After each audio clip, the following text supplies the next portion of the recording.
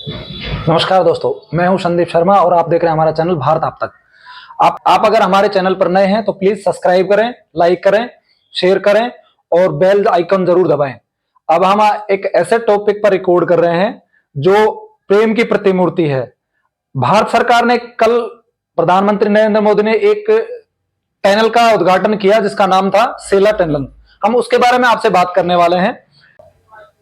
भारत आप तक पर आपका स्वागत है। मैं हूं आपका दोस्त संदीप शर्मा और अगर आप हमारे चैनल पर नए हैं तो कृपया करके चैनल को सब्सक्राइब करें, लाइक करें, शेयर करें और कमेंट करना ना भूलें। हम आज एक ऐसे टॉपिक पर रिकॉर्ड कर रहे हैं जो आपके लिए जानना बेहद जरूरी है। कल प्रधानमंत्री नरेंद्र मोदी जी ने एक अरुणाचल प्रदेश में सेला नाम के एक टनल का उद्घाटन किया है, सुरंग का उद्घाटन किया है। उसके बारे में आपको जानना चाहिए, उसके पीछे कहानी क्या है ये आपको जानना चाहिए। सेला टनल की T1 की लंबाई 1003 मीटर है और T2 जो है दूसरी जो लाइन है उसकी लंबाई 1595 मीटर है। ये टनल बिल्कुल आधुनिक तकनीकी के आधार पर बनाई गई है। ये ऑल वेदर रोड है, बिल्कुल इसमें 24 घंटे 12 महीने ये रोड चालू रहेगा। ये टनल बलीपुरा से लेकर के तवांग पहुंचने में बहुत आसानी करेगी। तवांग सेक्टर को ये कनेक्ट करेगी, जिससे हमारा जो असम का तेजपुर जो सेना का मुख्यालय है यहां से तवांग सेक्टर में डिप्लॉयमेंट करने में हमें आसानी होगी। इसके अलावा इस टनल में जो तकनीकी लगी है उसमें आपको बता दूं, state of the art lighting system लगा है, वेंटिलेशन सिस्टम लगे हुए हैं, पब्लिक एड्रेस सिस्टम लगा हुआ है और फायर फाइटर जो सिस्टम है वो भी लगा हुआ है। ये टनल की कहानी यह है कि इस टनल में दुनिया की सबसे ऊंची 2 लाइन टनल 13,000 फीट पर बनने वाली दुनिया की पहली टनल है सेला टनल, जो अरुणाचल प्रदेश में बन रही है। और कल माननीय प्रधानमंत्री 9 मार्च को उन्होंने उद्घाटन किया। इस टनल के बारे में बहुत सारी चीजें हैं जो आपको जाननी चाहिए।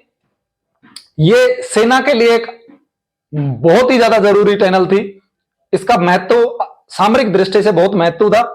आपको पता है जब अभी 2020 में जब जो घटना हुई थी, चाइना सेना जो आई थी हमारे क्षेत्र में और जहां पर झड़प हुई थी, वो यही तो सेक्टर था, तवांग सेक्टर। यहां पर आप देखेंगे तो चाइना अपने बॉर्डर से LAC से आराम से पूरा सेला पास जो है वहां तक उसकी नजर आती है। वहां से वो मात्र 10-12 किलोमीटर की दूरी है उनकी। और आपको याद दिला दें इसके क्यों महत्वपूर्ण है। ये एरिया चीनी सेना जो है आराम से साफ सुथरे तरीके से आराम से देखती है, क्योंकि वो टॉप पे बैठे हुए हैं।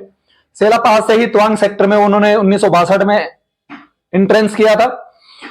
इसलिए यहां पर यह टनल बनाना बहुत जरूरी था, क्योंकि सेना को 305 किलोमीटर की दूरी जो है, आपको मैंने बताया बलीपुरा से लेकर तवांग की जो दूरी है 305 किलोमीटर, इसको लगभग यात्रा करने में 10, 12, 13 घंटे लग जाते थे। बहुत ज्यादा टाइम लग रहा था।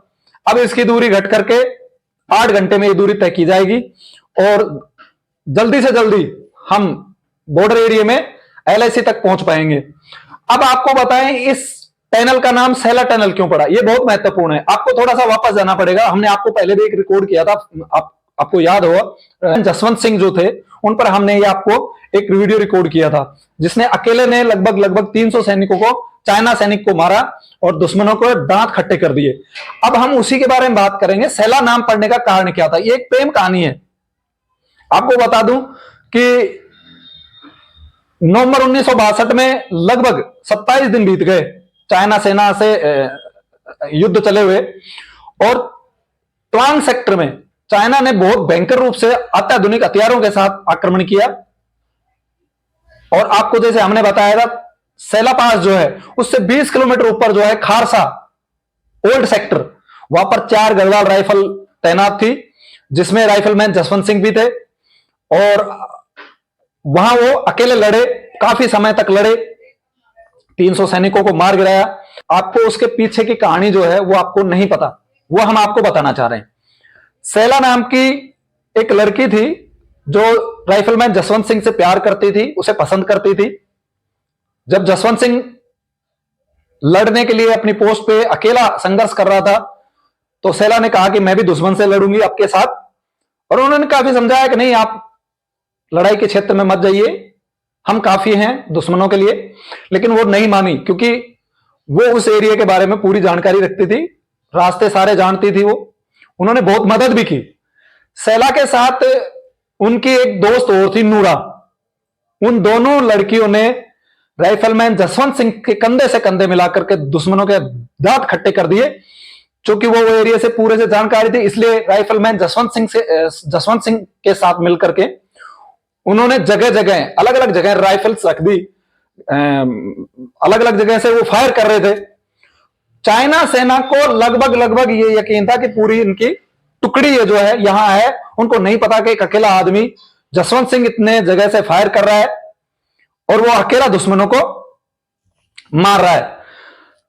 आपको बता दूं, जसवंत सिंह जब उनके पास गोलियां खत्म हो गई, लगभग लगभग उनके सारे साथी मारे गए। 4 गढ़वाल राइफल के एक ग्रेनेड हमले में सैला भी शहीद हो गई।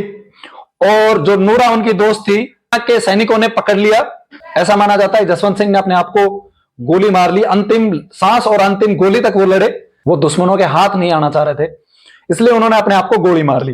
और आपको पता है उसके बाद में उनका सर काट के ले गए और चाइना सेना के एक अफसर ने उनका सिर भी वापस किया। और सारी बातें आपको पता है। आज वहां जसवंतगढ़ नाम का एक गांव बसा हुआ है और वहीं पर उन जसवंत सिंह के नाम से एक मंदिर भी बना हुआ है, बाबा जसवंत सिंह के नाम से।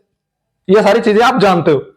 लेकिन नूरा का जो बलिदान था, देश के लिए प्रेम था, अपने प्रेमी के लिए समर्पण था, वो आपने नहीं देखा। सैला ने अपने प्राणों की आहुति अपने प्यार के लिए, अपने देश के लिए अपनी जान न्यौछावर कर दी। उन्होंने एक सही मायने में एक उदाहरण सेट किया है कि हमारे लिए देश सबसे महत्वपूर्ण है। और उन्होंने देश के लिए, देश के सैनिक के कंधे से कंधे मिला करके उन्होंने देश की सेवा की और वो शहीद हो गई। आज उनको एक सही मायने में उस जो एरिया का नाम जो था वो सैला पास रखा गया था, वो उन्हीं के नाम से रखा गया था। एक टनल पर उनका नाम छपा, सैला टनल। तो यकीन मानिए उनकी आत्मा को बड़ी शांति मिली होगी। उनकी आत्मा आज बड़ी खुश हुई होगी कि देश ने उनके बलिदान को भूला नहीं है, उनको उचित सम्मान मिला। और सैला टनल दुनिया की सबसे ऊंची डबल लाइन टनल बनने का इतिहास अपने नाम रच लिया। सैला के बलिदान को हम दिल से और आत्मीयता से सल्यूट करते हैं उनको। जय हिंद।